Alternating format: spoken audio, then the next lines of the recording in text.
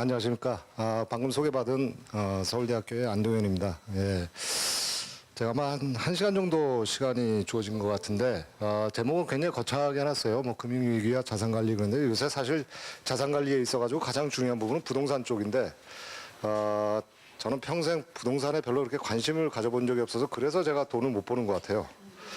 요새는 우리나라는 특히 이제 부동산을 어떻게 투자하느냐가 굉장히 중요한 나라인데, 저는 부동산에 대해서 약간의 그 토지 공개념에 대해서 약간은 좀 찬성하는 쪽에 있는 사람이라서 제가 부동산을 갖다가 좋은 걸 사가지고 거기서 시세 차익을 얻었다 그러면 제 스스로한테 좀 민망할 것 같아가지고 일부러 그런 쪽을 관심을 갖다 끊으려고 하고 있었던 면도 있고 잘 모르는 면도 있고 요새 와서 엄청 후회하고 있습니다. 이렇게 차이가 날 줄은 몰랐어요. 그래서 저는 실제적으로 이게 뭐 제목이 이렇게 돼 있습니다만 자본시장 쪽에 있어서의 자산관리라고 생각을 하시면 되겠습니다. 먼저 크게 오늘 강의는 한 3가지 정도를 갖다가 제가 말씀을 드리도록 하겠습니다. 첫 번째는 우리나라에 있어서 그다음에 글로벌 시장에 있어서의 지금 현재 펀더멘탈에 해당하는 거시경제 상황이 어떻게 될 것이고 지금 전망이 어떻게 되느냐 하는 부분을 말씀드리겠고 그것과 관련지어서 자본시장에 있어서 국내 및 특히 해외 시장에 있어서 글로벌 지금 자본시장이 지금 어떠한 상태에 있고 앞으로 전망이 어떻게 되는지 그거 말씀드리겠고 세 번째는 최근에 있어서 이제 가장 이슈가 되는 것이 바로 이제 패시브 펀드의 부상입니다. 그래서 뭐 여러분들 뭐 ETF 하도 이자 들어가는 게 많죠. 뭐 ELS니 뭐 ELW니 어쩌고 저쩌고 하는데 그 중에 지금 현재 가장 대표적인 것이 바로 ETF입니다. 그래서 ETF도 뭐 여러 가지 종류가 있습니다만 대부분이 이제 그 인덱싱을 해서 쫓아가는 쪽인데 이러한 패시브 펀드들이 부상하면서 어떠한 현상이 벌어지고 있는지 이 부분에 대해서 제가 좀 간략하게 말씀드리겠고 중장기적인 위험 요인은 결국은 정치적인 겁니다.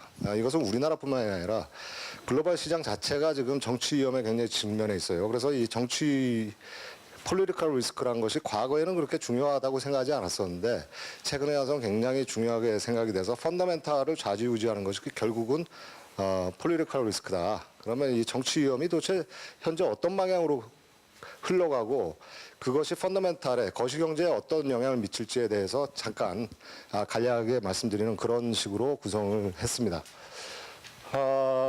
먼저 첫 번째로 이제 경기 국면과 이제 전망 이렇게 뭐 말씀을 드렸습니다만 우리나라는 이제 그 미국을 중심으로 제가 말씀을 드리도록 하겠습니다. 그래서 경기 국면이 뭐냐 또는 경기 순환이란 것이 무엇이냐 할 때 이걸 영어로 이제 비즈니스 사이클이라 그럽니다. 그래서 이제 사이클이니까 뭐 어떤 사이클을 우리가 뭐 사인 코사인 커브 그리듯이 이런 식으로 출렁출렁하는 이런 사이클을 갖다 말하는 건데 이 사이클을 어떻게 그러면 찾느냐 이렇게 생각하시면 됩니다. 예를 들어서 우리가 리얼 GDP를 갖다가 그린다 그러면 어떻게 뭐 이런 추세선이 하나가 있고 그 추세선을 이렇게 따라갑니다. 그래서 이건 GDP 레벨이에요. GDP가 이런 식으로 이렇게 결국 올라갑니다. 올라가는데 이게 만약에 GDP가 감소를 했다는 것은 우리가 성장률이 마이너스로 갔다는 얘기가 되는 거니까 그게 지속적으로 마이너스가 되는 국가는 전 세계에 물론 없지는 않습니다만 굉장히 극소수고 대부분은 GDP는 올라가게 돼 있습니다. 나미널 GDP, 즉 명목 GDP가 아니라 실질 GDP를 하는 겁니다. 구매력을 갖다가 조정을 해서 실제적으로 구매력이 늘어나느냐 안 늘어나느냐는 걸 갖다 할 때 그런데 어떤 추세선이 있고 그 추세선을 이렇게 왔다 갔다 합니다. 그래서 우리가 GDP 성장률이라고 할 때 크게 2가지를 볼 수밖에 없어요. 그래서 추세가 어떻게 되느냐. 그 추세라는 것은 결국 성장률로 치면은 잠재 성장률을 얘기하는 겁니다. 그래서 잠재 성장률이 어떻게 되느냐 하는 것은 이 추세랑 관련돼 있고 우리가 경기 순환이라고 할 때는 그 추세선을 따라서 어떻게 움직이냐는 것을 갖다 나타내는 것이죠. 그래서 중장기적인 얘기를 할 때는 우리가 잠재 성장률을 얘기하는 이 추세에 있어서의 기울기 값을 얘기하는 것이고 그것이 이제 성장률이 될 것이고 그 다음에 비즈니스 사이클 또는 경기 순환이라는 것은 요걸 갖다 뺍니다. 이렇게 추세를 갖다가 빼버리면 평균을 뺀 거기 때문에 요만큼을 빼버리면 그림이 이렇게 옆으로 누이게 되는 것이죠. 그래서 요 놈을 갖다가 우리가 이제 비즈니스 사이클이라고 하는 것이죠.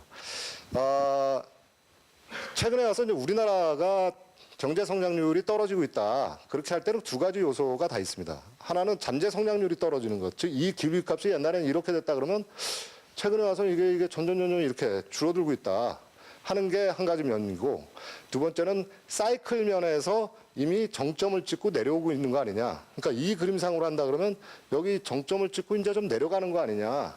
이런 얘기가 나오는 것이죠. 그래서 비즈니스 사이클에다가 초점을 먼저 맞춰서 잠재 성장률을 갖다 어떻게 제고할 것이냐는 굉장히 어려운 얘기입니다. 거기에 대해서 아마 제가 설명을 드리려고 그러면 아마 1시간 가지고도 설명이 좀 부족할 거예요. 그래서 여기서는 간략하게 그쪽은 배제를 하고 비즈니스 사이클에 초점을 맞춰서 설명을 드리도록 하겠습니다. 그래서 비즈니스 사이클을 갖다가 보면 한 사이클을 여기서부터 여기까지 이렇게 그림을 봅니다. 그래서 경기가 저점에 간 다음에 여기가 이 그림으로 치면 여기에 해당하는 거기 때문에 결국 추세로 이제 회귀를 한다는 것이죠. 그래서 여기를 갖다 우리가 회복기, 추세를 뛰어넘으면은 그때는 경기가 확장 국면에 있다. 그 다음에 결국 정점 찍고 다시 내려오기 시작해서 이게 둔화 국면, 그 다음에 그 장기 추세 이하로 떨어지게 돼버리면 그때는 이제 침체다 이러는데, 일반적으로 미국에서나 전 세계적으로 침체라는 것을 갖다 얘기할 때는 사실은 여기서부터 여기까지입니다. 여기서부터 여기까지. 그래서 둔화 및 여기서 침체라고 했던 것을 갖다 합한 이 개념을 갖다 리세션이라고 보통 얘기를 하긴 합니다.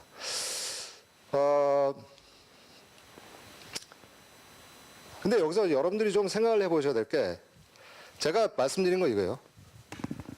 최근에 와서 자산 관리 할 때 과거처럼 액티브 펀드랑 이제 패시브 펀드가 있고, 액티브 펀드에 있어서 뭐 스탁 피킹을 할 것이냐 아니면 마켓 타이밍을 할 것이냐 뭐 굉장히 많은 전략들이 있습니다. 뭐 헤지 펀드 같은 경우에는 뭐 그럼 아비트라지를 해가지고 렐러티브 밸류 트레이딩을 할 것이냐 뭐 하여튼 엄청나게 많은 투자 기법이 있어요.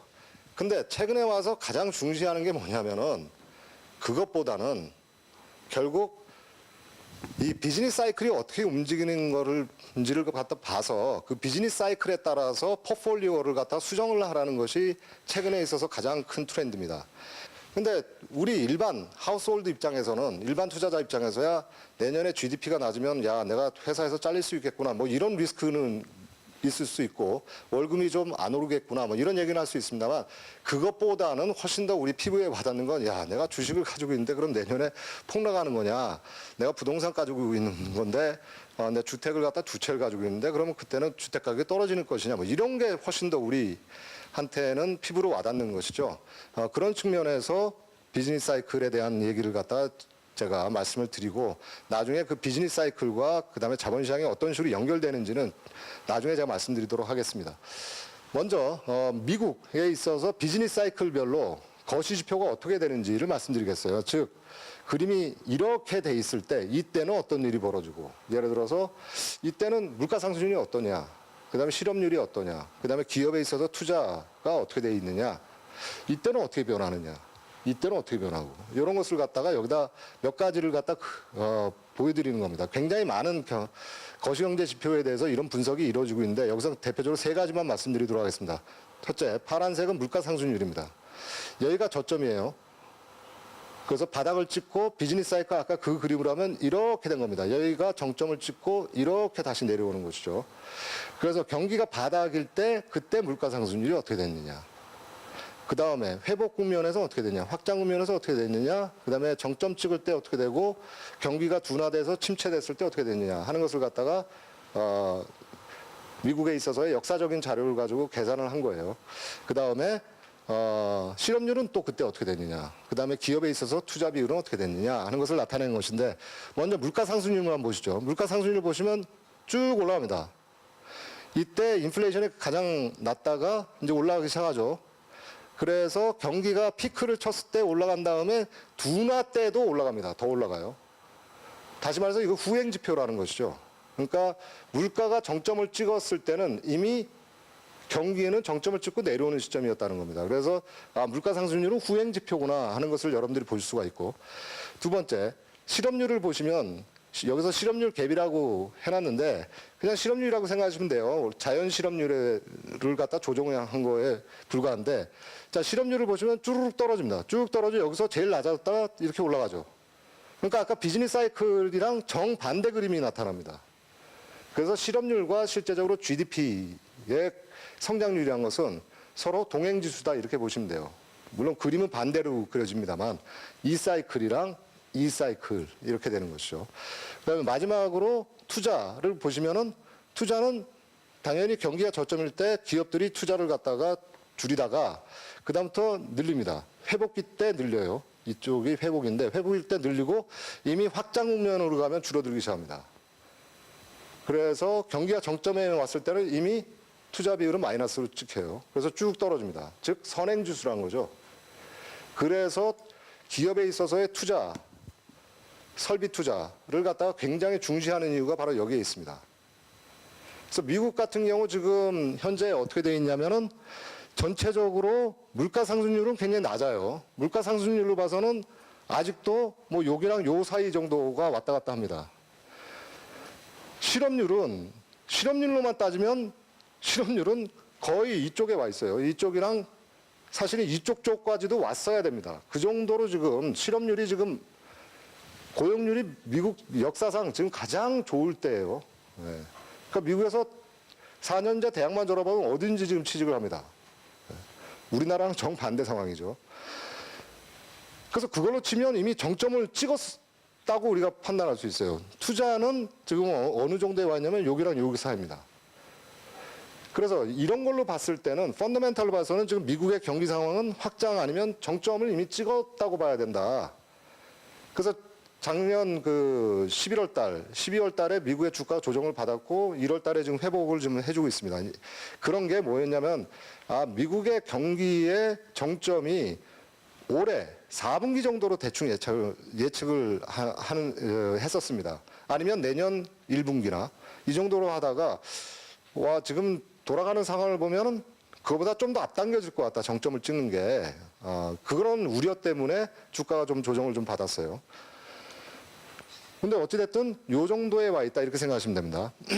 나중에 근데 여기서 하나 빠진 게 있어요. 자본시장 지표가 여기에 지금 빠져 있습니다. 그 부분이 바로 핵심이에요. 그다음에 왜 올해 말이나 내년에 한번 위기가 닥칠 거라고 얘기하는지 금융위기가 닥칠 거라고 얘기하는지가 바로 이 펀더멘탈 지표가 나타내는 경기 국면과 그다음에 자본시장이 지금 가격에 반영한 경기 국면이 서로 결이 어긋나 있는 게 지금 가장 큰 이슈다. 이렇게 생각을 하시면 됩니다.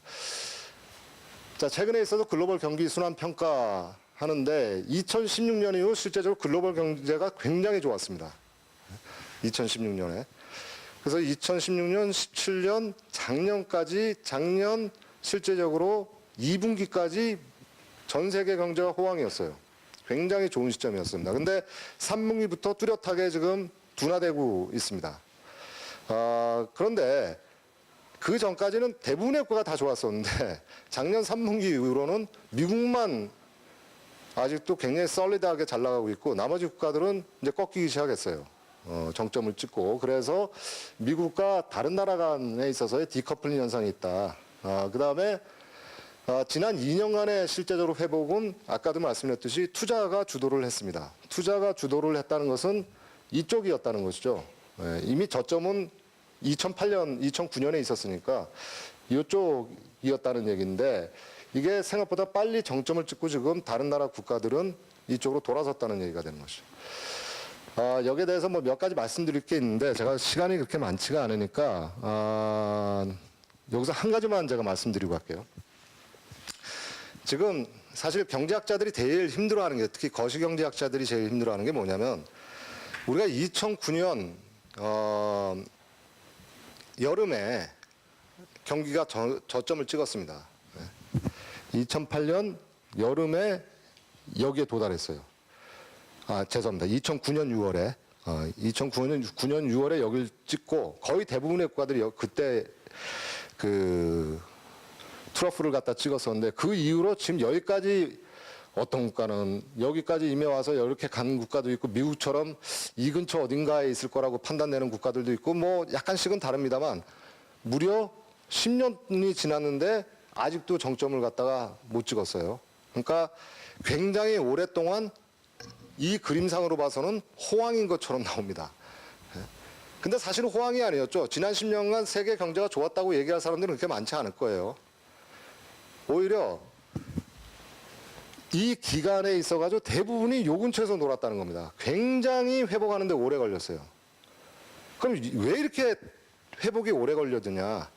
대부분 비즈니스 사이클을 갖다 보시면은 미국 기준으로 할 때 여기서 여기까지가 1800년대 후반부터 지금까지 해버리면 이게 한 4.8년 정도가 됩니다. 한 사이클이. 근데 1983년 이후에 저 사이클을 갖다가 이 듀레이션을 갖다 계산하시면 대충 한 10년 정도가 됩니다. 그거는 사실이에요. 왜냐하면 여러분들이 미국의 경기 침체, 이 저점을 갖다가 찍은 경우를 갖다가 생각을 하시면 잘 생각이 안 나실 겁니다. 근데 한번 생각해 보시면 1983년에 저점을 찍고 그 다음에 언제가 있었냐면 1991년 있었고 2003년 그 다음에 2008년입니다. 그러니까 사실 알란 그린스팬이 뭘 굉장히 저금리 정책을 써가지고 감기 걸릴 것 같으면 약을 갖다가 항생제를 엄청나게 세게 먹여서 리세션을 피해갔다 뭐 이런 비판도 있고 뭐 여러 가지가 있습니다만 어찌됐든 미국뿐만이 아니라 전 세계 역사상 이렇게 호황이 길었던 적이 없어요. 그래서 그걸 갖다가 우리가 골딜락스 기간이나 뭐 이렇게 부르기도 하고 롱붐 피어리어드 이런 식으로 부르기도 합니다. 그 기간이 굉장히 길었었는데 그때는 정말로 어디가 길었었냐면 이쪽 부분이 길었습니다. 이쪽이 길었었는데 요번에 10년 동안의 사이클을 보시게 돼버리면 이쪽이 길었던 거예요. 그래서 왜 이렇게 회복이 오래 걸렸느냐 분석을 해보면은 경제 성장은 크게 세 가지입니다. 인풋, 얼마만큼 요소를 투입을 했느냐 생산 요소를. 그래서 우리가 생산 요소 그러면 대표적으로 생각할 수 있는 게 노동을 얼마만큼 투입했느냐. 그 다음에 또 하나는 자본을 얼마만큼 투입했느냐는 겁니다. 그 다음에 생산성이 어떻게 됐느냐. 크게 세 가지 요소인데 자본이랑 노동 투입에 비해서 실제적으로 생산성이 어마어마하게 떨어졌습니다. 특히 노동 생산성이 어마어마하게 떨어졌어요. 제가 여기 집어넣었었는데 제가 다른 걸 보내드려가지고 여기에 지금 그림이 안 나와 있는데 생산 레이버 프로덕티비티를 갖다가 노동 생산성을 갖다 보시면은 금융위기 이전이랑 금융위기 이후에 어느 정도 차이가 나냐면 10분의 1로 줄어들었어요. 그러니까 노동의 생산성이 어마어마하게 낮춰졌다는 얘기입니다. 왜 이렇게 낮느냐 하는 것이 많은 학자들에 있어서 지금 논란이 있습니다. 뭐 몇 가지 이유가 있는데 정확하게 이거다라고 지금 찍을 만한 게 없어요. 뭐 4차 산업 얘기도 나오고 투자가 너무 부진해서 그랬다 뭐 이런 것도 있습니다만 결국 노동 생산성이 이게 높아져야지 경제 성장률이 제대로 나옵니다. 근데 지금까지는 그러지가 않아요. 그래서 우리가 회복이 됐다고는 합니다만 회복을 갖다 체감하는데 굉장히 힘든 이유가 바로 거기에 있는 것이죠. 왜? 임금이 상승이 안 되거든요. 생산성이 떨어지니까. 국내 거를 잠깐 말씀드리겠습니다. 국내 경기 순환 평가를 갖다 보시면 지금 민간 소비는 작년까지는 그래도 작년 2분기까지는 그런대로 안정적으로 회복이 됐었어요. 그래서 뭐 소득주도 성장 이렇게 많은 얘기를 하면서 내수 쪽으로 우리가 좀 축을 돌리자 하는 데 있어서 부분적인 효과는 있었습니다. 근데 우리가 눈에 띌 만큼 그렇게 소비 개선 효과가 있었던 건 아니에요. 지금 민간 소비를 보시면은 2016년에 떨어졌다가 회복이 됐었죠. 그래서 지금 현재 한 요 정도 됩니다. 요 정도. 2018년까지. 그러니까 이 사이클로 봐서는 이게 사이클이 이렇게 지금 도는 겁니다. 소비 사이클이. 그 소비 사이클에서 지금 거의 정점에 와 있는 이런 상황이죠. 근데 문제는 뭐냐면 설비 및 건설 투자. 건설 투자야 뭐 부동산에 대해서 우리가 이제 많은 규제를 갖다 도입을 했기 때문에 이쪽에서 건설 투자가 마이너스로 돌아선 건 이해가 되는데 기업이 해야 되는 설비 투자 이쪽이 지금 어마어마하게 지금 안 좋습니다. 그러니까 대기업이나 중소기업 공이 다 설비 투자를 엄청나게 줄였어요. 작년에. 그러다 보니까 성장률이 둔화될 수밖에 없습니다. 물론 수출은 좀 괜찮지 않았느냐. 뭐 다 아시다시피 반도체로 인한 착시 효과가 있었죠. 그래서 수출은 굉장히 좋아 보였습니다만 반도체 경기가 이제 좀 사이클이 꺾어지면서 수출도 그렇게 지금 좋지는 않습니다. 그다음에 수출의 내용을 보시면은 굉장히 달라졌다는 거를 아셔야 돼요. 그러니까 과거에 보면 우리나라의 제1 수출국은 당연히 미국이었습니다. 근데 이미 중국으로 넘어간 지가 오래됐죠. 근데 지난 2년간 우리나라 수출에 있어가지고 수출하는 국가에 몇 %씩 늘어났느냐 하는 걸 갖다 보시면은 미국은 2년 동안에 각각 한 해씩, 2년 동안 한 해씩 보면 20% 이상씩 빠졌어요. 그러니까 미국의 수출은 오히려 대미 수출은 20%씩 빠졌습니다. 2년 연속. 근데 대중 수출은 26%씩 올랐어요. 그러니까 미국에 수출 못한 걸 중국 쪽으로 지금 전환을 했다는 것이죠. 그것은 물론 우리가 이제 중간재를 갖다가 중국에 많이 수출을 하는데 그 중에 대부분이 사실 반도체였습니다. 반도체 경기가 좋다 보니까 중국의 뭐 화웨이나 샤오미나 이런 데서 우리나라 반도체를 쓰니까 그러다 보니까 그쪽의 수출이 이제 굉장히 좋아졌던 것이죠. 근데 그 미국이랑 이제 중국이랑 무역 전쟁이 일어나다 보니까 이게 그다음에 실제적으로 그 IT 쪽에 있어서의 성장률이 이제 좀 너무 그동안 가속해서 올라오다가 조금 조정을 받기 시작하니까 반도체에 대한 수요가 굉장히 많이 떨어진 거죠. 그래서 아마 반도체 가격은 상당히 많이 조정을 받아야 될 겁니다, 앞으로도. 그래서 뭐 며칠 전에 뭐 그 대통령이랑 뭐 이재용 씨가 만났을 때 반도체 얘기를 하니까 이제부터 실력이 나오는 거죠. 뭐 이재용 씨가 그랬다 그러는데 진짜로 이제 실력이 나오게 됩니다. 그래서 진짜 삼성이 실력이 있는 건지 없는 건지 우리가 한번 봐야 되겠죠. 그래서 최근에 있어서 수요 분별 성장 기여를 보시면은 자, 과거에 비해서 과거에는 수출이었습니다. 수출이 잘 되면 성장률이 올라가는 구조였는데 최근에 와서는 이게 굉장히 많이 떨어졌죠. 이 주황색을 보시면은 굉장히 많이 떨어졌습니다. 다시 말해서 우리가 이것도 보시고 말씀드리죠. 그 다음에 과거에 비해서 지금 올라간 게 뭐냐면은 소비는 거의 비슷해요. 약간 이때 떨어졌습니다만 소비는 비슷합니다. 근데 괄목할 만한 게 늘어난 것이 뭐냐면 투자입니다. 결국 기업이 투자를 해야지 우리나라 성장률이 높아진다는 얘기예요. 그러니까 수출보다는 우리가 성장률에 기여하는 걸 갖다 보면은 수출 쪽에서 기업의 설비 투자 쪽으로 많이 전환이 됐다는 얘기가 됩니다. 그러니까 우리가 내수 중심이다. 그러니까 수출 드라이브 정책에서 우리가 내수 중심으로 바꾸자 이런 얘기를 많이 합니다. 저도 뭐 컬럼 같은 거 쓸 때 그런 얘기를 많이 했어요. 근데 거기서 우리가 내수라 그럴 때 이게 한자로 생각하니까 내수 그러니까 수요 이렇게 생각하니까 사람들이 다 소비만 생각을 해요. 근데 내수는 크게 세 가지로 이루어집니다. 내수라는 것은 소비 그다음에 투자도 두 개로 나눠져요. 하나는 건설 투자, 하나는 설비 투자 이렇게 세 가지 항목입니다. 내수라는 게 그러니까 이 두 개를 섞어 놓은 거예요. 근데 국내 소비를 갖다 높여가지고 우리나라가 성장률을 높이겠다? 죄송한 말씀입니다만 그 정도의 우리나라 경제 규모가 안 돼요. 그렇게 되려면 인구 규모가 최소한 1억은 넘어야 됩니다. 그러니까 일본은 내수, 그러니까 소비 중심으로 재편하자는 얘기가 됩니다만 우리나라 안타깝게도 그 정도의 인구가 안 됩니다. 남북한은 합쳐도 그 정도가 안 돼요. 그렇기 때문에 결국은 우리나라에서 내수 중심으로 전환하자 그러면 기업에 있어서의 투자 부분을 갖다 일단 높여줘야 됩니다. 설비 투자를 갖다 어떤 식으로 진작시킬지 이게 중심이 돼야 돼요. 그런 면에서 이제 설비 투자가 줄어드니까 우리나라 성장률이 조금씩 떨어지기 시작하는 것이죠.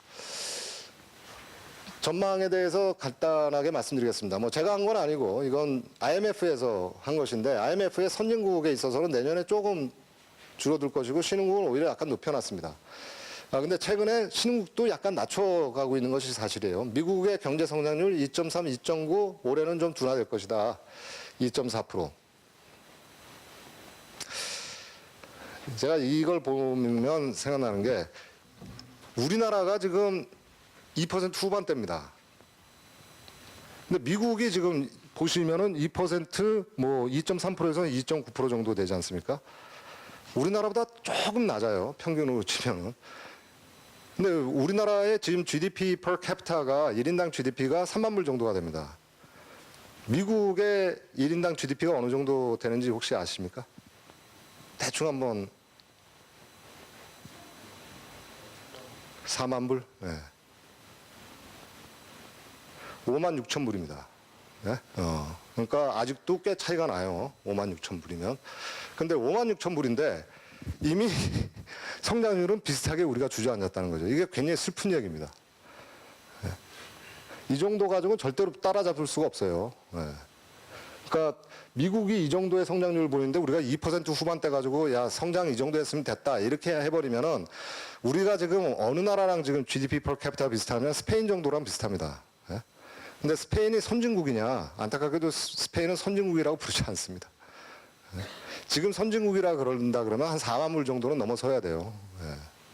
근데 4만 물까지 우리가 3만 물만 넘으면은 선진국이다. 그거 10년 전부터 얘기했던 겁니다. 근데 이제 3만 물이 됐어요. 그럼 다른 나라는 그동안 가만히 있었느냐? 이미 멀찌감치 도망가 있다는 것이죠. 근데 그 격차를 줄여야 되는데 지금의 성장률 수준 가지고는 우리가 따라가기가 쉽지가 않은 상황이다. 이렇게 생각하시면 되겠습니다. 그래서 제가 왜 이런 말씀을 드리냐면 어디 보니까 어떤 교수님이 컬럼에다가 아니 이 정도면 될 거 아니냐, 이 정도 성장률은 그게 뭐 낮은 거냐 이렇게 말씀하시는데 그러면서 미국도 성장률이 저거밖에 안 되는데 우리가 더 높지 않냐. 아니 미국이랑 우리나라 같냐 이거예요. 참 같은 경제학자로서 어떻게 이게 보는 눈이 저렇게 다를 수가 있나. 참 한번 만나 뵙고 진짜 얘기를 한번 해보고 싶어요. 예. 그런 생각을 가지시면 안 됩니다. 예? 우리는 아직 갈 길이 굉장히 멀어요. 실질적으로 선진국에 들어갔다 빠져나오는 경우는 꽤 있습니다. 대표적인 게 1900년대 초반에 아르헨티나가 1인당 GDP가 전 세계에서 10위권 국가였어요. 근데 들어가는 건 힘들지만 나오기는 굉장히 쉽다는 것이죠. 우리가 성장률 이 정도 지금 2% 후반대 가지고는 선진국에 진입 못합니다. 적어도 3% 초반대는 돼야 돼요.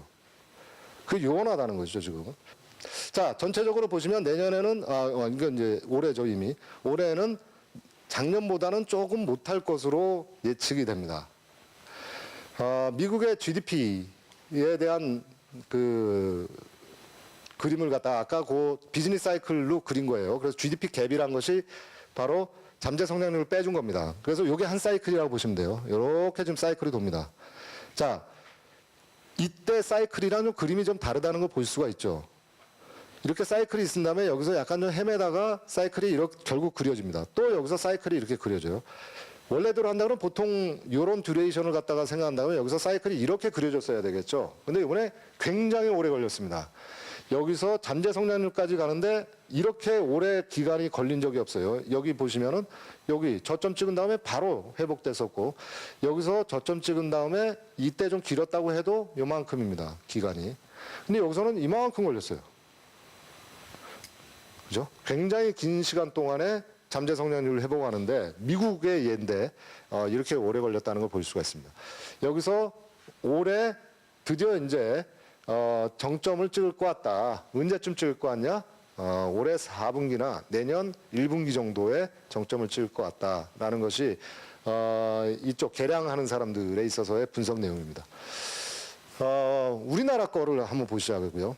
우리나라는 작년은 2.7% 정도가 될 것 같습니다. 원래 예상이 3.0%였죠. 그러다 계속 낮춰져서 지금 2.7%까지 떨어져 있는 상황이고 민간 소비는 계속 2.6% 정도 한데 보시다시피 설비 투자가 작년에 안 좋았고 건설 투자 당연히 마이너스로 돌아섰고 수출이 좀 분발을 해줬습니다.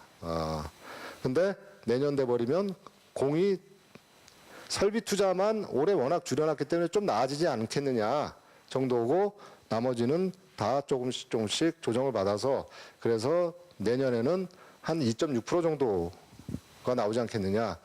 이건 제 분석이 아니고 이것은 KDI에서 나온 지표를 갖다 여러분들한테 말씀을 드리는 건데 우리나라 경제 성장률 예측을 한 거 보면은 2.3%에서 2.9% 사이입니다. 굉장히 좀 유격이 커요. 그래서 제일 높게 한 데가 OECD입니다. 공교롭게도. 근데 OECD는 내년 경기 전망에 대해서 우리나라뿐만 아니라 다른 나라들도 굉장히 좀 optimistic하게 이렇게 좀 해놨어요. 그 다음에 좀 안 좋게 본 데가 IB 쪽입니다. 그 뭐 메릴린치니 뭐 JP 모건이니 이런 데가 약간 좀 안 좋게 보고 있어요. 그거는 다른 나라 경제 성장률도 낮고 우리나라 경제 성장률도 낮게 났습니다. 자, 중요한 건 이겁니다. 자, 우리나라의 비즈니스 사이클을 보세요. 이 앞에 거랑 그림이 좀 확연히 좀 차이가 납니다. 이렇게 되는 건데 우리나라도 그랬었어요. 옛날에는. 화끈하게 움직입니다. 화끈하게 잘 움직이던 놈이 여기서부터 보면 비리비리합니다. 이게 무슨 사이클이 지금 그려지지가 않죠. 아니 뭐가 좀 이렇게 왔다 갔다 해야 되는데 그냥 들이누워 있습니다. 뭐든지 선이 들어 누워 있는 게 제일 안 좋아요. 여러분들 주식 투자해 보시면은 우리가 변동성이 나쁜 거다 이런 식으로 얘기를 합니다. 근데 변동성이 안 좋죠. 변동성이라는 걸 위험이라고 평가하지 않습니까? 여러분들 뭐 지금 수업 들으시니까 뭐 mean variance analysis 뭐 이런 거 얘기를 하면서 예? 뭐 효율적인 프론티어가 뭐 이렇게 생겼는데 이쪽에 뭐 X축은 스탠다드 디비에이션이다. 이게 변동성이고 Y축은 리스펙티브 리턴이다. 그래가지고 프론티어를 이렇게 그려주면은 그게 뭐 이렇게 일종의 직각삼각성 형태의 그림이 나옵니다. 뭐 그러면서 변동성은 안 좋은 거고 뭐 리스크 리턴 트레이드 오프 얘기하면서 변동성은 안 좋고 뭐 수익률은 좋은 것이다. 기대 수익률은 맞습니다. 맞는데 그게 컨디셔널하게는 얘기가 달라진다는 얘기죠. 예를 들어 주가가 올라갈 때 이렇게 이쁘게 이렇게 올라가면 참 좋죠. 똑같이 올라가더라도 막 이렇게 흔들리면서 올라가면 이거 심장마비 걸리면서 올라가는 거 아니에요. 그거 안 좋아할 거 아니에요. 그러니까 변동성이 안 좋죠. 그런데 역으로 한번 생각해 보세요. 컨디셔널하게 여러분들이 주식을 투자했습니다. 딱 잡았더니 상투예요. 해필이면 손을 손절하려고 했더니 손절할 틈도 없이 쭉 빠졌어요. 그러면 이제 올라오면 내가 손절해야 되겠다. 죄송합니다만 손절 기회를 안 줍니다. 이게 내려간 다음에 들이 누워버려요. 그래서 이제 비자발적 장기 투자로 이제 돌아섭니다. 그래서 보통 장기 투자가 좋다는데 딸 때는 장기 투자 안 하고 잃으면 장기 투자를 해요. 이렇게 얘기 들어보면 다 비자발적 장기 투자예요. 따면은 야, 한 10% 따먹었다 막 그래가지고 탁 익절해버립니다. 그래서 술 사요. 그래서 얻어먹는 건 좋은데 그걸 가만히 놔뒀으면 예를 들어서 삼성전자가 뭐 몇 년 전에 100만 원 할 때 한 100, 한 20만 원 하니까 20% 먹었다 그러면서 뭐 20%나 내가 수익을 얻었어. 요새 금리가 얼마인데 다 좋은데 가만히 있었으면 한 250만 원까지 갔었죠. 근데 그 양반이 들고 있는 주식 중에 그 좀 잡주가 하나 있습니다. 그게 한 2만 5천 원까지 갔다가 지금 한 5천 원 하고 있거든요. 언제 저게 2만 5천 원 갈지 모르겠어요. 근데 지금 한 5년째 들고 계십니다. 제가 볼 때는 한 10년 더 기다려야 될 것 같아요. 자, 그런 거가 바로 이 그림이랑 비슷하다는 거죠. 무조건 들이누르면 안 좋습니다. 그러니까 변동성이 나쁘다 그러지만 변동성이란 것이 올라갈 때의 변동성을 얘기하는 거고 내린 다음에는 변동성이 있어야지 뭐라도 해볼 거 아니에요. 이게 왔다 갔다 해줘야지. 근데 내려간 다음에 되게 보면 주식은 들어놓습니다. 왜?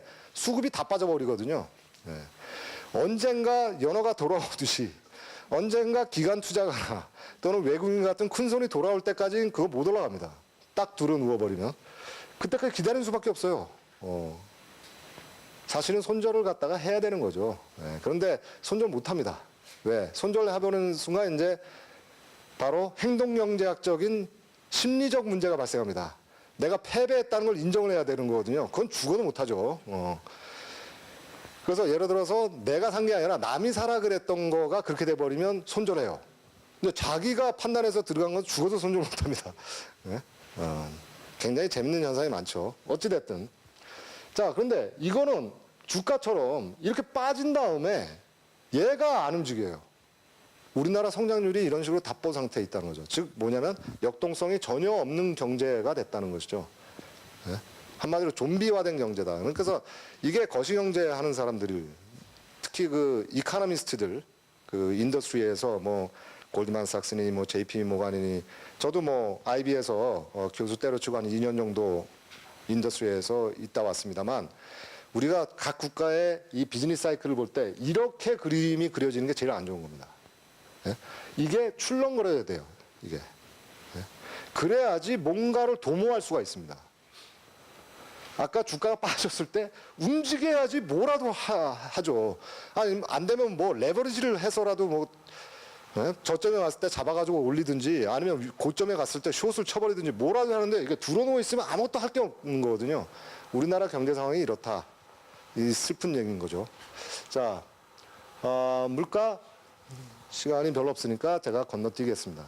자, 2020년 위기설이 여러분들 인터넷에 쳐보시면 2020년 위기설, 그러니까 내년이죠. 이제는 내년에 이제 위기가 전 세계에 위기가 닥친다는 얘기가 굉장히 많이 나옵니다. 거기에 이제 이유가 뭐냐? 뭐 첫 번째 뭐 글로벌 무역 분쟁에 따르면은 미국과 지금 뭐 중국이 붙으니까 이게 이제 어떤 식으로 확전이 될지 모른다 하는 것인데 생각보다는 이게 굉장히 좀 오래 가고 있어요. 그러니까 이런 거죠. 처음에 우리가 생각하면은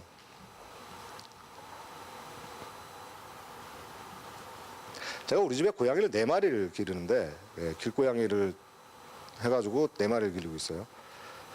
근데 요놈들의 그 역학관계를 보면 굉장히 재밌습니다. 그러니까 덩치가 아예 차이가 나는 놈들은 싸울 일이 없어요. 왜? 약한 놈이 완전히 들어 누워버리니까. 덩치가 비슷해도 잘 안 싸웁니다. 그래서 4마리 보면 평화가 공존이 돼요. 그러니까 호랑이랑 사자랑 우리가 누가 이기냐, 이 초등생들의 그런 질문이 많은데 실제로 붙여놓으면 잘 안 싸웁니다. 왜? 싸우면 둘 다 다치니까 어찌됐든.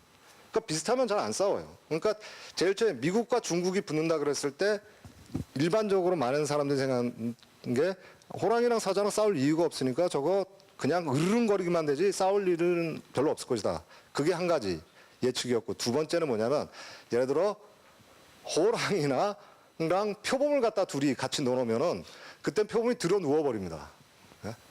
살려달라고. 그래서 이게 호랑이가 아주 배가 고프지 않는 한 이 표범을 잡아먹지는 않습니다. 그냥 그래 너는 그냥 배나 깔고 그렇게 있어라, 납작 엎드려 있어라 이랬었는데 지금 GDP 규모로 봐서는 사실은 둘이 맞설 정도는 아니에요. 호랑이랑 한 표범 정도의 싸움입니다. 그런데 표범이 그러면 납작 엎드릴 줄 알았는데 개겨버렸거든요.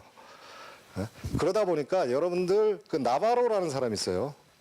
그 트럼프의 실제적으로 핵심 경제 참모입니다. 이 사람이 그 중국을 어떻게 하면 중국을 작살을 내야 된다. 이 사람의 주장은 이거예요. 중국을 가만히 놔뒀다가는 진짜로 미국에 장기적으로 위협이 된다. 그래서 몇 가지 얘기를 합니다. 근데 그 중에 하나가 뭐냐면 지적재산권 문제거든요. 그러니까 중국은 지적재산권에 대한 존중이 전혀 없다. 그래서 전 세계에서 특히 미국에서 그 개발한 많은 그 지적 그 소유물들을 갖다가 몰래 산업 스파이처럼 빼가가지고 자기네들이 그 산업화한다. 그래서 이거에 대해서 어떻게 처단을 해야 된다. 뭐 나바로가 얘기한 게 여러 가지가 있습니다. 그래서 여기에 지금 나오는 지금 시행 중인 거 뭐 관세, 부가, 뭐 타리프부터 시작해서 여러 가지가 있는데 이런 거 보면은 전부 나바로가 한 대로 가고 있어요. 여기서 중국도 근데 시진핑이 아시다시피 과거 집단 지도 체제에서 이제 1인 지도 체제로 이제 바뀌지 않았습니까? 독재 체제로, 1인 독재로. 그러니까 시진핑 입장에서 여기서 물러났다가는 이 사람도 정치적인 타격이 굉장히 큰 것이죠. 그러니까 이게 생각보다 정치 상황이 좀 애매하게 되는 바람에 이게 빨리 해결이 안 되고 있어요. 그래서 지난 금요일 날, 그러니까 어제죠. 어제 미국 주가 많이 올랐습니다. 보니까 약간 좀 시진핑이 좀 꼬리를 좀 내리는 것 같다. 그래서 무역 분쟁이 어떻게 보면 좀 해결될 것 같다. 그 얘기 지금 한 몇 달째 듣고 있습니다. 근데 아직 해결이 안 돼요. 그래서 그것에 따라서 주가가 출렁출렁 이렇게 움직이고 있죠. 조금 더 두고 봐야 되는데 저는 개인적으로는 어찌됐든지 간에 둘이 전면전으로 붙지는 않을 것이다. 여기에 저는 그런 식으로 전망을 하고 있습니다. 시간이 없으니까 아까도 말씀드렸듯이 이게 만약에 글로벌 무역 분쟁이 진짜로 터져버린다 그러면 우리나라는 재앙이 될 거예요. 아마 진짜로. 왜냐하면 우리나라 아까 말씀드렸듯이 중국의 대중 수출 비중이 너무 높아요. 그러니까 지금 현재 이걸 우리가 좀 다변화를 시켰어야 되는데 미국 쪽에서 빼고 중국 쪽으로 지금 거의 대부분 치우쳐져 있기 때문에 수출이 이게 점점 더 가속화되고 있어요. 저는 좀 이걸 국가 차원 및 그다음에 기업들도 여기에 대해서 좀 대응을 해야 됩니다. 이런 식으로 한쪽 국가에 대해서 수출을 갖다가 이런 식으로 편중되게 하는 것은 국가 전체적으로 굉장한 취약성을 가지게 되는 거예요. 자, 이번에 주가가 좀 작년 1월부터 빠졌습니다. 그죠? 그래서 좀 가슴이 좀 출렁하셨죠. 주식 투자하신 분들 아직도 회복 못 하셨을 겁니다. 그림을 이렇게 보시면은 이게 이머지 마켓 인덱스입니다. 그러니까 우리나라도 포함되어 있어요. 우리나라뿐만 아니라 전부 1월 달에 고점 찍고 그다음부터 쭉 빠지기 시작했습니다. 그래서 요새 조금 회복 주고 있는 상황이죠. 근데 미국 거를 보세요. 나스닥을. 나스닥은 이때 지금 동일한 기간으로 봤을 때 계속 올라갔습니다. 계속 올라가다가 이제 작년 10월부터 이제 조금씩 빠지기 시작했습니다. 그죠? 그래서 먼저 누가 빠졌느냐? 이머징 마켓이 빠졌어요. 후행해서 누가 빠졌냐? 선진국 시장이 빠졌습니다. 이게 대표적으로 안 좋은 겁니다. 대표적으로. 미국이 먼저 빠지고 신흥국이 빠져버리면 그나마 좀 나아요. 근데 이게 반대로 되는 경우가 제일 안 좋습니다. 왜 그러느냐? 이렇게 생각하시면 돼요. 왜 신흥국이 먼저 빠지고 신흥국이 먼저 반등합니다. 진짜 위기 상황에서는. 왜 그럴까요? 한번 생각을 해보세요. 왜 신흥국이 먼저 빠지고 반등도 신흥국을 먼저 줄까? 이거는 펀드 매니저들 입장에서 생각하시면 돼요.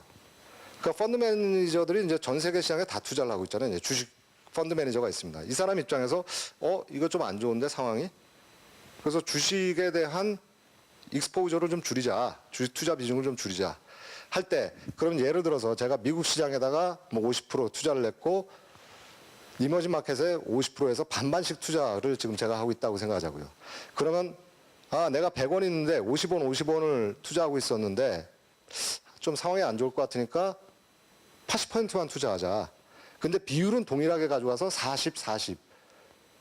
그래서 50원 투자하던 걸 40원으로 줄이냐? 절대로 그렇게 안 합니다.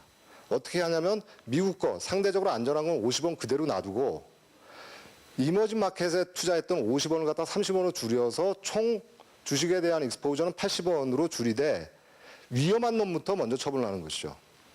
그 다음에 자기네들이 80원으로 줄여놓은 다음에 아닌데 상황이 이제는 바닥을 찍어오는 것 같은데 그러면 우리 이제 다시 주식 투자 비율을 늘리자 할 때는 또 반대로 그때는 이머징 마켓에 줄여놓은 것을 갖다가 다시 늘려놓는 것이죠.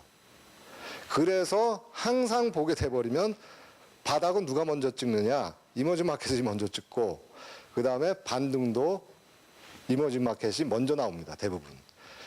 그래서 이런 식으로 나오는 게 본격적인 일종의 조정에 대한 신호탄이 될 수가 있어요. 그러니까 그런 면에서 별로 썩 기분 좋은 거 아닙니다. 자, 아이고 못 믿겠습니다. 안 교수가 얘기하는 거. 그러면 실제적으로 한번 보시자고요. 이게 우리나라 지금 코스피, 빨간 게 코스피고 파란 게 미국의 S&P 500입니다. 이걸 한번 보세요. 자, 2003년에 2000년대 초반 IT 버블이 깨졌을 때입니다. 뚜루룩 떨어져요. 이때도 이렇게 보시면은 코스피가 먼저 바닥을, 이게 저점입니다. 바닥 찍는데 얘네들은 계속 떨어지죠. 그 이후에도 떨어집니다. 그 다음에 여기서 이렇게 출렁거리고 했습니다만 요 차이를 보시게 되면 이게 바닥이었어요. 진바닥. 여기서 한번 튀기고 이제 올라갈 때 요게 좀 비슷하긴 합니다만 이게 이거보다는 저점이 아닙니다. 미국은 계속해서 저점이어서 언제 저점이 됐냐면 여기가 저점이에요. 여기가. 그래서 요만큼 차이가 납니다. 저점의 기간이 보면은 우리나라가 더 빨랐어요. 잘 아시는 2008년, 2009년. 자, 리만 사태가 9월 달에 터졌습니다. 그럼 우리나라 코스피가 2000까지 찍었던 게 어디까지 밀렸죠? 800까지 밀렸습니다. 그죠? 800선까지 밀렸었는데 그때 우리가 저점을 찍은 게 언제냐? 보시면은 우리 요 빨간 거. 요 놈이 언제냐면 2008년 11월이었습니다. 우리나라 저점. 그 다음에 튕겨서 올라갔다가 다시 한번 약간 조정을 받았습니다. 요 때가 언제냐면 2009년 3월이에요. 그 2009년 3월이 S&P 500가 저점을 찍었던 때입니다. 무슨 말씀인지 아시겠어요? 이만큼 우리가 선행을 했다는 것이죠.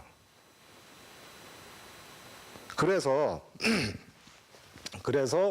항상 위기가 큰 게 터져버리게 돼버리면 그때는 이머징 마켓이 먼저 빠져요. 아까도 말씀드렸듯이 그럴 수밖에 없습니다. 구조 자체가. 요번에 그런데 아까 보셨듯이 이렇게 차이가 났습니다. 그죠? 우리가 먼저 고점 찍고 내려와 버렸고, 이머징 마켓이. 그 다음에 이쪽이 미국계 후행해서 떨어지기 시작했죠. 그래서 우리가 먼저 빠졌다. 자, 이제부터 여러분들이 좀 관전을 하셔야 될 건, 그러면은 누가 먼저 바닥을 찍느냐는 걸 확인을 하셔야 돼요. 그런데 제가 생각하는 건 이렇습니다. 뭐 여기서 제가 결론 말씀드릴게요. 이거 뭐 제가 틀 수도 있고, 이거 뭐 점쟁이가 아니니까. 대부분 지금 우리나라의 증권회사들이 어떤 식으로 예측을 하고 있냐면, 전약 후강이라고 하고 있습니다. 아마 그거 많이 들어보셨을 겁니다. 그래서 아마 2분기까지는 주시장이 안 좋을 테니까 피하고 하반기에는 좋아질 것이다 하는데 저는 반대로 보고 있습니다. 개인적으로는. 왜 반대로 보고 있냐면 바로 이 그림 때문에 그래요. 이걸 좀 보시면은 미국이 S&P가 어떻게 움직였는지를 보시면은 여기 한번 출렁거렸던 게 2007년 8월입니다. 그때 BNP 파리바 사태가 터졌을 때가 한 다음에 회복을 줬다가 10월 달에 고점 찍고 여기서 다시 내려왔습니다. 이게 내려온 게 베어 스탠스가 터졌던 2008년 1월이에요. 그 다음에 다시 튀어 올라가서 5월 달에 고점 찍고 내려왔었죠. 네. 그래서 만약에 이게 진짜로 요번에 더 떨어진다 그래 버리면 모르겠는데 일반적으로 지금 이만큼 조정을 지금 우리나라 받았고 미국도 이만큼 조정을 받았습니다. 조정을 받고 지금 튀어 올라오고 있는 상황이죠. 회복을 하고 있는 상황에서는 이렇게 된다 그래 버리면 그림이 어느 거랑 비슷하게 되냐면 이 그림이랑 비슷하게 된다는 거예요. 네. 그 다음에 일반적으로 이게 고점을 찍은 다음에 3개월 후에 경기가 바닥을 찍습니다. 대부분에 보면은. 그러니까 피크가. 그러니까 여기가 피크면 미국의 경기가 피크가 3개월 후에 와야 돼요. 그럼 작년 11월에 미국의 주가가 정점에 왔다 그러면 미국의 GDP의 정점이 피크가 올해 1분기 안에 와야 됩니다. 그럴 가능성은 굉장히 드물어요. 그렇기 때문에 그런 차원에서 생각을 한다고 할지라도 이번에 이게 튀겨 올라간 다음에 이렇게 튀겨 올라간 다음에 그 다음에 언젠가 다시 조정을 받을 때 그때가 진바닥을 가져갈 가능성이 높다는 것이죠. 이게 가장 큰 이슈가 뭐냐면 바로 이겁니다.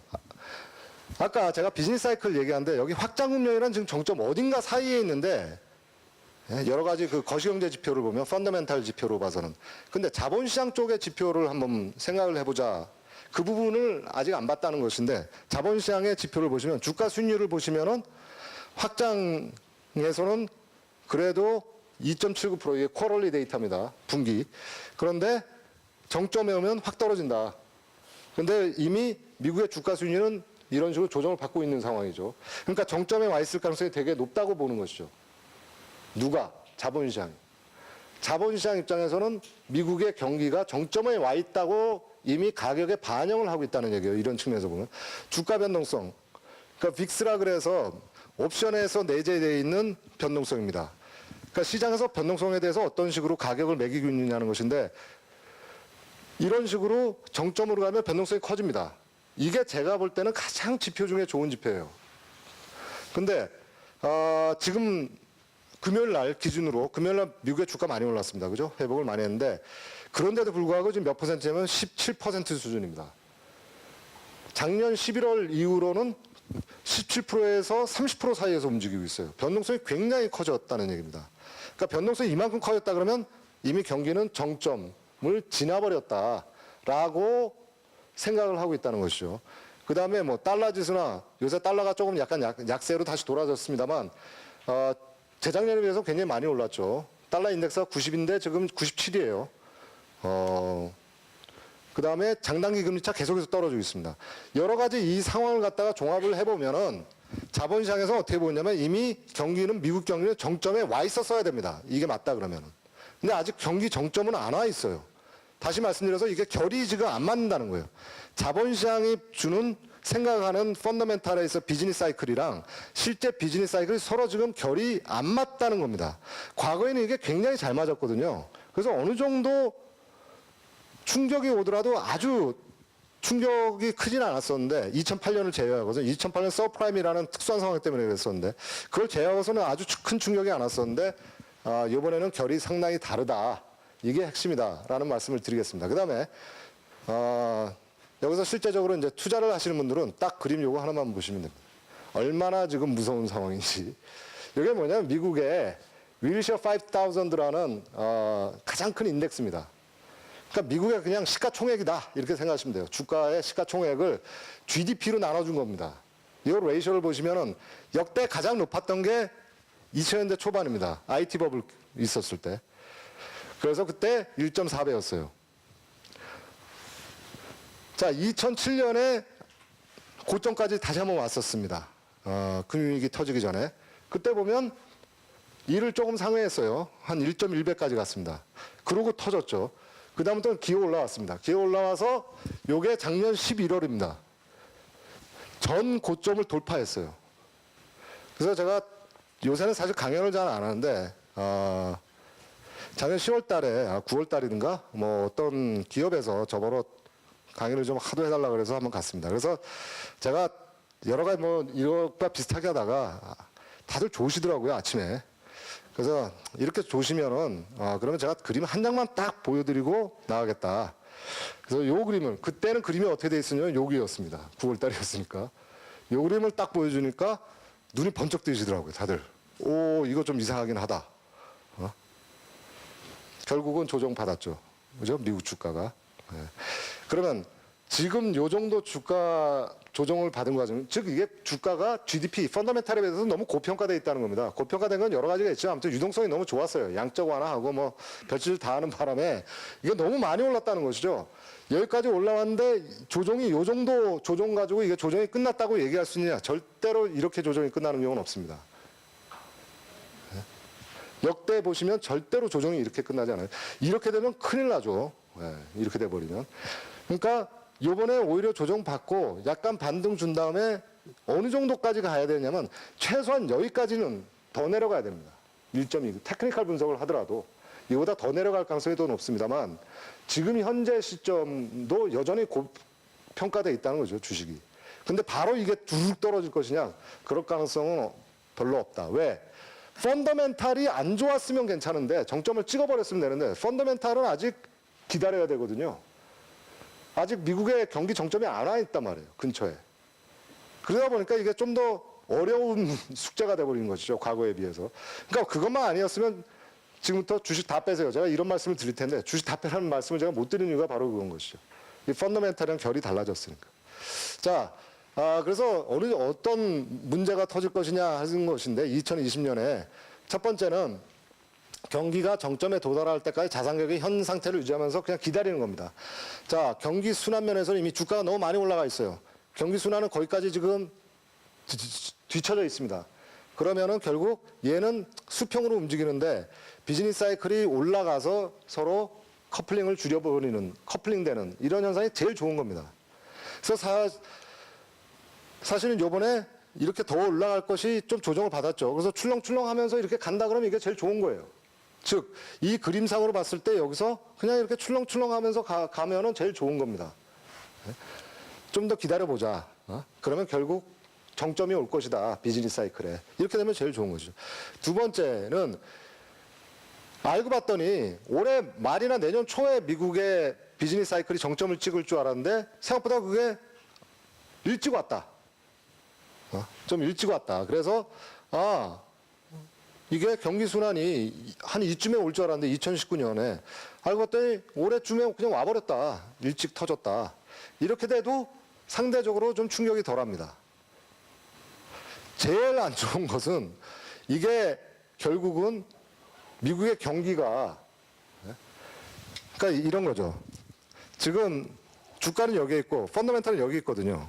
그러니까 쉽게 설명드리면 얘는 가만히 있고 얘가 쫓아가서 가면은 별 문제가 없을 거라는 얘기죠. 근데 얘가 가면서 얘가 이렇게 폭락을 해버리게 돼버리면 그게 제일 안 좋은 시나리오입니다. 그러니까 경기가 과열된 다음에 양쪽 다 그냥 자산 가격이나 경기가 가파르게 이제 리세션 빠지면서 주가가 확 빠져버리는. 근데 가능성을 어느 쪽에 지금 두고 있느냐? 제일 지금 가능성이 높은 건 사실은 베이스라인인 건 사실입니다. 그래서 이번에 메릴린치에서 아주 장문에 며칠 전에 리포트가 나왔어요. 그래서 제가 한번 구해서 한번 읽어봤었는데 결국 내용을 보면 이것과 비슷합니다. 그러니까 주가가 조정을 받을 것이다. 주가 조정을 받을 것인데 여기서 끝난 건 아니다. 주가 조정을 받을 것인데 이번에 오는 리세션은 경기 침체는 굉장히 소프트할 것이다. 그러니까 오히려 주가 빠졌을 때 그걸 갖다가 주식을 갖다 손절을 하지 말고 추가 매입하는 기회를 삼아라. 그 부분은 조심해서 읽으셔야 돼요. 왜 그냥 메릴린치는 장사하는 회사이기 때문에. 근데 조정이 온다 그러면 조정 전에 약간은 좀 털어내는 게 훨씬 더 좋은 것이죠. 그죠? 자,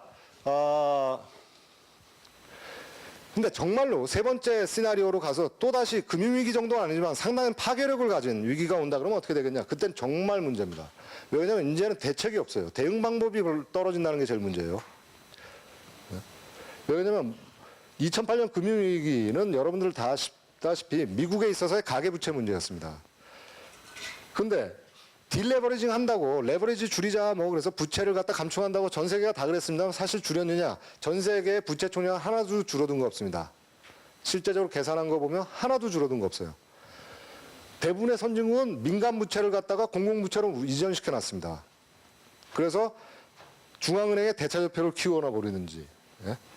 또는 적자 편성을 해가지고 공공부채로 전환을 시켜버리든지 이런 식으로 해놨고, 우리나라를 비롯한 비선진국들에서는 민간부채가 많이, 우리나라들은 가계부채 문제가 있고, 그 다음에 싱가포르, 뭐 홍콩 다 가계부채 문제가 있습니다. 중국계 쪽은. 그 다음에 중국 자체는 또 지방정부의 부채 문제가 있고. 근데 경기 침체가 될 때 대응책이 마땅하지 않다는 거예요. 재정은 실제적으로 거의 대부분의 국가들이 취약합니다. 왜냐하면 2008년 금융위기 이후에 거기에 맞서느라고 재정을 많이 풀었거든요. 그러니까 재정이 풍성한 나라가 별로 없어요. 그나마 우리가 좀 나은 편입니다. 왜? 하도 세금을 요새 잘 걷어가셔가지고 올해도 27조나 흑자가 났어요. 세수를 많이 걷어가지고. 이번에 이제 그 부동산 보유세가 대폭 오르죠. 아마 내년에 조금 더 흑자가 날 것 같아요. 그래서 그나마 우리나라가 재정 여유력이 굉장히 좋은 나라입니다. 근데 통화 정책은 거의 쓸모가 없습니다, 이제는.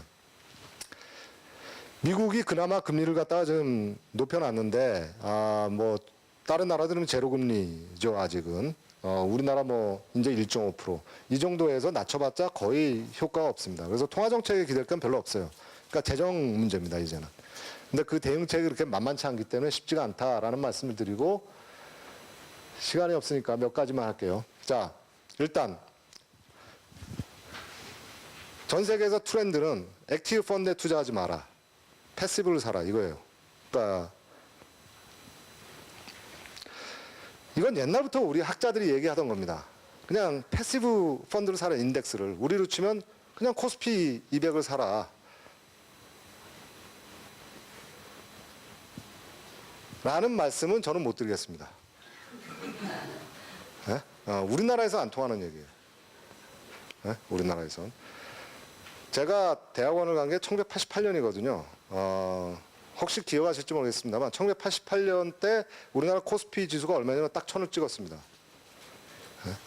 그 다음에 갔다 그러면 반토막이 났어요. 500, 그 다음에 1500, 1300 IMF 때 1998년에 1000 찍고 300까지 내려갔다가 또 다시 올라가서 또 1500, 굉장히 돈 벌 게 많았습니다.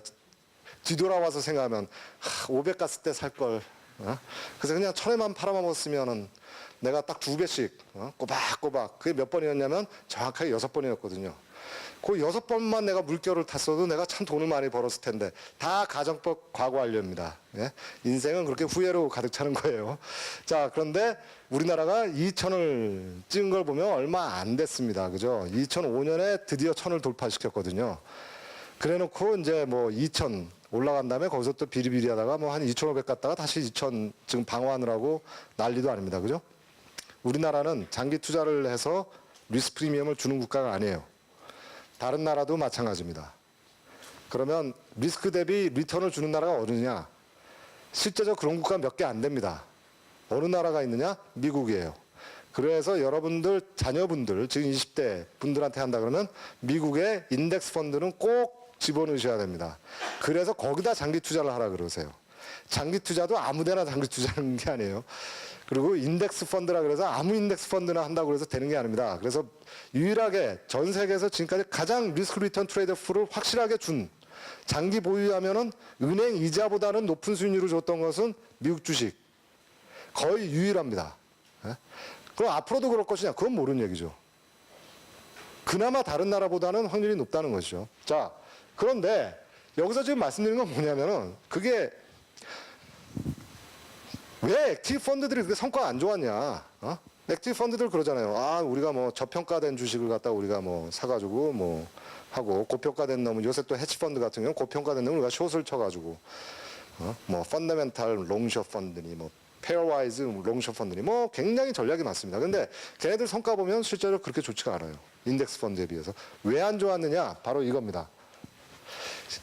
여러분들이 어떤 주식을 갖다 개별 주식을 하나를 갖다 미국에 있는 주식을 하나 샀어요. 걔가 상장 때부터 퇴출될 때까지 아니면 지금까지 남아있다 그러면 지금 있을 때까지 만약 쥐었으면은 평균 얼마를 벌었겠느냐? 평균 얼마 벌었냐면은 여러분들이 161%를 벌었습니다. 근데 이게 중요한 게 아니에요. 요게 메디안을 보셔야 됩니다. 거기서 예를 들어 100개 주식이 있는데 거기서 딱 50등 한 놈을 갖다가 제가 봤을 때 얘 순위율이 어떻게 나왔느냐? 마이너스가 나왔어요. 무슨 얘기냐면 이렇게 높게 나온 것은 몇 놈이 200%, 300% 이렇게 벌어서 해준 거고 실제로 다른 놈들은 마이너스 나온 놈들 무지 많았다는 얘기가 되는 것이죠. 무슨 말씀인지 아시겠습니까? 여기서 보시면은 T비를 1개월짜리 예금금리라고 생각하시면 돼요. 국채금리인데 미국의 1개월짜리 국채금리보다도 더 수익률이 높았던 주식의 퍼센티지를 보니까 42%밖에 안 돼요. 58%는 1개월짜리, 1년짜리도 아닌 1개월짜리 국채 이자일 만큼도 수익을 못 줬다는 얘기가 됩니다. 그러니까 자, 똘똘한 주식 하나 사서 내가 한 20년 동안 보유해야 되겠다. 그랬을 때 그게 똘똘한 주식이 될 확률이 그렇게 높지가 않다는 얘기가 되는 것이죠. 그래서 보시면은 여기서 1년 동안에 홀딩을 해놨을 때 아무 주식이나 임으로 해놨을 때 그때 홀딩 피어리얼 리턴이 수익률이 어떻게 되냐? 1년 동안의 수익률이. 그러면 주식이 무지 많잖아요. 그걸 갖다 이렇게 분포를 본 거예요. 이렇게 분포를 봤더니 마이너스 100% 상장 폐지되고 회사 망한 거죠. 그런 놈들도 있고. 예? 보시면은 거의 0에 모여 있는 것처럼 보이고 합니다만 이게 사실은 약간 마이너스입니다. 이 제일 위에 피크를 보시면. 근데 1년에 200%, 300%, 400%, 500%준 놈도 있어요. 이런 몇 놈 때문에 평균으로 치면 좋아 보입니다만 여러분들이 아무거나 붙잡아서 했으면 이걸 잡을 확률이 굉장히 작다는 거죠. 이게 몇 퍼센트냐면 이런 놈들이 한 4%밖에 안 된다는 거예요. 그래서 만약에 이걸 잡으실 능력이 있으면 이렇게 하세요. 자, 이거는 그거고 이거는 10년 동안 보유를 하면 어떻게 되느냐. 주식을 아무거나 10년 동안 보유했으면 어떻게 됐겠느냐 했더니 제일 확률이 높은 게 망하는 겁니다. 네? 마이너스 100%. 그래서 디스트리뷰션이 이렇게 돼요. 이렇게.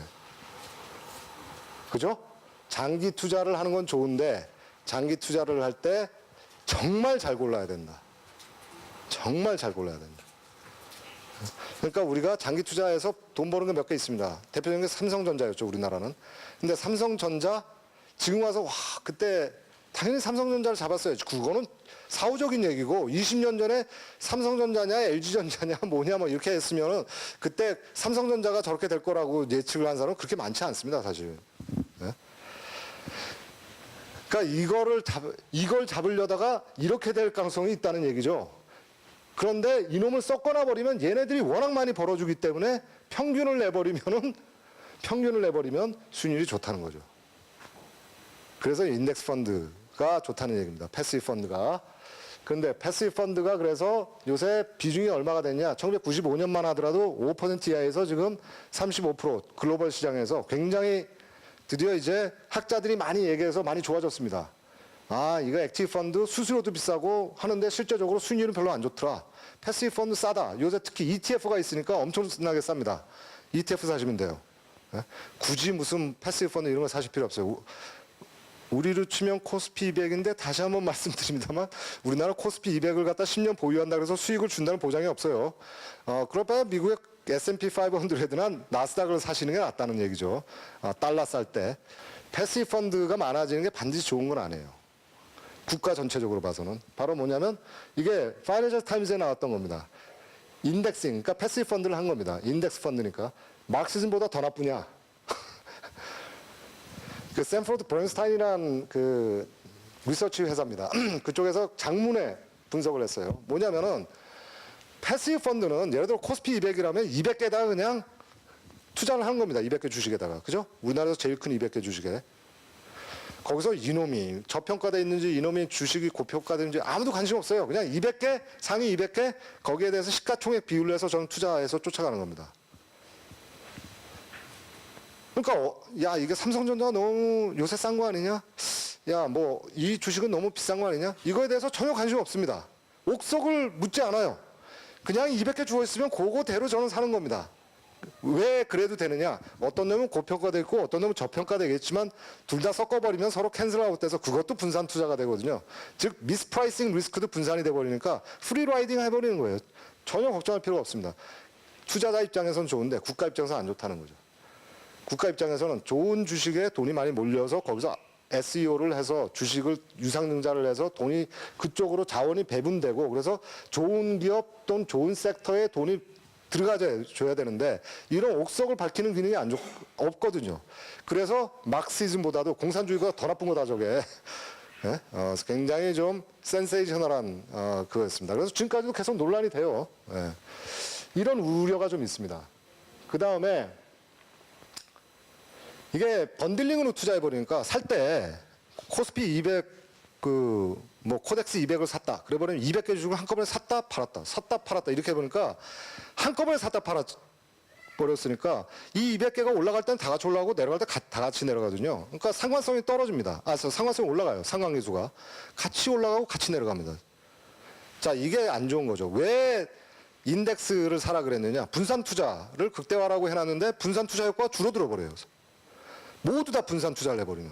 그러니까 이 세상에는 이런 게 있어요. 좀 바보들이 좀 있어야 됩니다. 이 세상이 좀 잘 되려고 그러면 꼭 바보들이 있어야 됩니다. 이게 제가 바보라고 표현을 합니다만 이게 사실은 노벨 경제학상을 줬던 논문이에요. 그 효율적 시장의 가설이라는 게 있습니다. 그래서 효율적 시장의 가설이 정말 가능하느냐 뭐 이런 것에 대한 게 있었는데 거기서도 보면 효율적 시장은 불가능합니다. 모든 사람이 똑똑하면. 바보들이 좀 있어줘야 돼요. 바보들이 있으면 굉장히 효율성에 아주 가까운 시장까지 만들어낼 수 있다. 이게 결론이거든요. 근데 모든 사람이 똑똑하면 안 돼요. 그래서 무슨 얘기냐면 모든 사람이 인덱스 펀드를 사버리면 인덱스를 산 효과가 확 반감이 돼버립니다. 누군가는 좀 바보짓을 해야 돼요. 개별 주식을 사서 깨지고. 그래서 우리는 그 사람들을 갖다 괜히 고마워해야 돼요. 깨져주는 사람들한테 야 내가 어디다가 몰빵을 했는데 누구한테 무슨 소식을 듣고 어느 주식이 괜찮다 그래서 샀더니 이게 야 나 완전히 지금 큰일 났다. 그러면은 앞에서는 야 그래도 힘내라. 그러면 속으로는 고맙다. 이렇게 생각을 하셔야 돼요. 이렇게 패시브 펀드를 살려주는구나 네가. 근데 모든 사람이 패시브 펀드 사면은 분산 투자 효과가 줄어드는 게 있고 그 다음에 실제적으로 이게 모멘텀 투자입니다. 잘 나가는 놈한테 계속 투자를 한 거랑 비슷한 기법이에요. 그 다음에 아직 이게 지금 인더스트리에서 가장 논란이 되고 있는 건데 자 과거에는 금융위기 상황만 하더라도 ETF가 그렇게 활성화되어 있지 않았던 상황입니다. 2008년 그때 11월 달, 10월 달, 11월 달 두 달 사이에 반토막이 났어요. 주식이. 우리나라는 반토막이 더 났습니다만 그걸 한번 잘 생각해 보세요. 그때 보면 개별 주식이 있던 거 무서우니까 막 팔아버립니다. 막 투매 현상이 벌어지는 거죠. 그럴 때 개별 주식을 그땐 팔았어요. 어떤 사람은 삼성전자 걸 던지고 어떤 사람은 무슨 셀트리온을 던지고 뭐 이런 식으로 던졌습니다. 지금은 대부분이 패시브 펀드를 가지고 있어요. 코스피 200을 가지고 있습니다. 예를 들어서. 그럼 코스피 200을 던져요. 200개 주식을 한꺼번에. 주가 하락이 더 가속화될 가능성이 있다는 것이죠. 지금 그래서 요번에 만약에 경기 침체가 오고 그래서 주가가 본격적인 조정을 받는다 그러면 ETF가 과연 어떤 영향을 미치느냐 이것에 대해서 한번 볼 기회가 온다는 거죠. 그래서 학자들이 되게 지금 기다리고 있어요. 이거면 논문 쓰려고. 근데 현실에 계신 분들은 겁나는 얘기죠. 그래서 올라갈 때도 요번에 올라갈 때 미국 주가 진짜 많이 올랐거든요. ETF의 힘이 분명히 있었다 올라갈 때. 그러면 올라가는 힘만 있겠냐 얘가. 끌어내리는 힘도 있지. 이런 우려감이 있습니다. 그렇다고 해서 여러분들이 국가를 갖다가 걱정을 해서 나는 참 ETF를 안 사야 되겠다. 이럴 수는 없는 거 아니에요. 그래서 개인적으로는 ETF를 하십시오. ETF를 하는데 ETF를 잘 고르시라는 거죠. 그런데 ETF 중에서 반드시 아까 말씀드렸듯이 만약 달러가 좀 싸지면은 미국의 뭐 S&P 500도 좋고 뭐 나스닥도 좋고 이런 인덱스 펀드 하나는 반드시 집어넣고 계셔야 됩니다. 특히 장기 투자를 하시는 분, 단타를 나는 단타 치는 사람이야. 그럼 저는 아무 드릴 얘기가 없어요. 그건 여러분들이 알아서 하십시오. 근데 장기 투자를 하시겠다. 교과서에서 나온 대로 장기 투자를 한번 해봐야 되겠다. 민베리언스 프론티어 그려가지고 뭐 어쩌고 저쩌고. 이거 장기 투자에서나 써먹을 수 있는 거예요. 그거 하시겠다. 그러면 우리나라 주식은 실질적으로 보면은 리스크 프리미엄이 여러분들이 샤프 레이쇼라는 거 배우셨을 텐데 샤프 레이쇼가 기울값이 플러스가 나온다는 보장이 없습니다. 그러니까 그걸 나오는 놈을 해야 돼요. 그러니까 적어도 이자보다는 더 기대 수익률이 높은 그런 자산이 어디 있느냐. 우리나라는 부동산이었습니다. 지금까지. 우리나라가 아마 주식이 안 된 몇 가지 이유 중에 하나가 부동산이 있었을 거예요. 부동산이라는 엄청난 대체제가 있었기 때문에. 근데 미국은 미국의 부동산 얘기를 좀 해드려야 되겠구나. 아까 지금 GDP per capita 하면 지금 거의 역대 최고점에 와 있잖아요. GDP 대비 주가가. 근데 미국의 지금 그 주택 가격, 그래서 케이스 슐러 지수로 이렇게 보시면은 지금 고평가라고 보기는 힘듭니다. 그러니까 역대 추세 정도에 와 있다.